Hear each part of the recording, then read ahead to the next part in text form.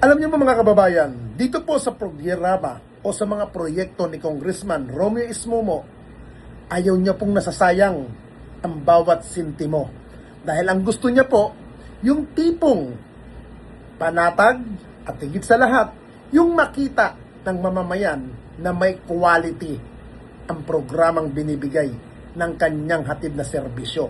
Makikita po natin dito, personal na binibisita ni Congressman Romeo Ismomo ang kanyang mga proyekto at ayaw niyang ipagkatiwala sa mga tao na gumagawa ng proyekto pong yan. Bagkos, gusto po niyang malaman, ayos ba? Okay ba? At higit sa lahat, yung mabilis na pagkakagawa, hindi basta-basta mabilis.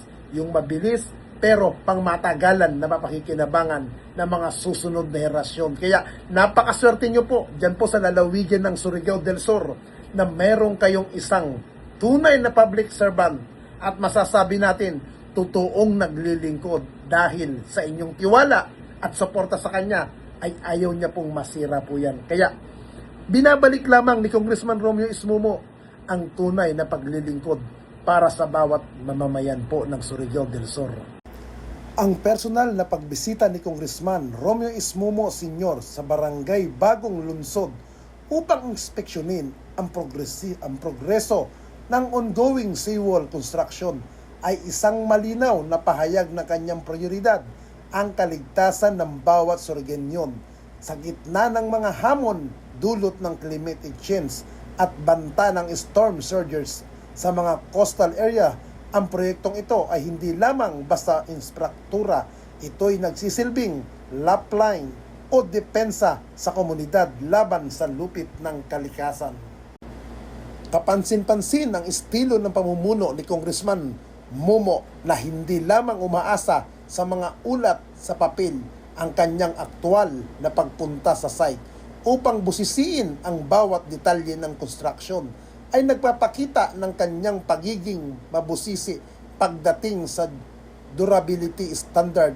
Alam natin na ang mga seawall ay dapat matibay dahil buhay at ari-arian ang nakasalalay rito sa pagtitiyak na 100% quality ang bawat materyales at pagkakagawa. Binibigyan niya ng kapapanatagan ang mga residente na ang pondong inilaan para rito ay hindi masasayang at ang istrukturang itinatayo ay tatagal ng maraming dekada.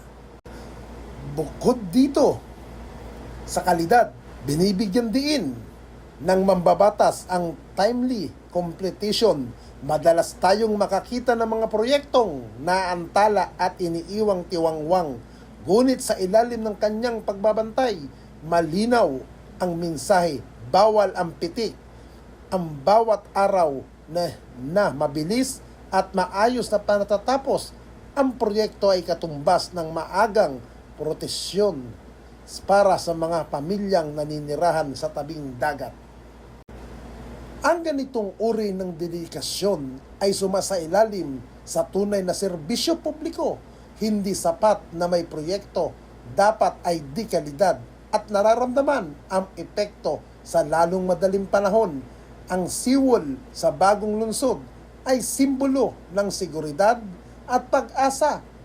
Isang patunay sa pamumuno ni Congressman Momo, ang kaligtasan ng Surigao ay laging nasa unahan ng agenda. Sa huli, ang matatag na pader na ito ay hindi lamang proteksyon sa lupa, kundi proteksyon sa kinabukasan ng bawat mamamayan, kanyang pinaglilingkuran.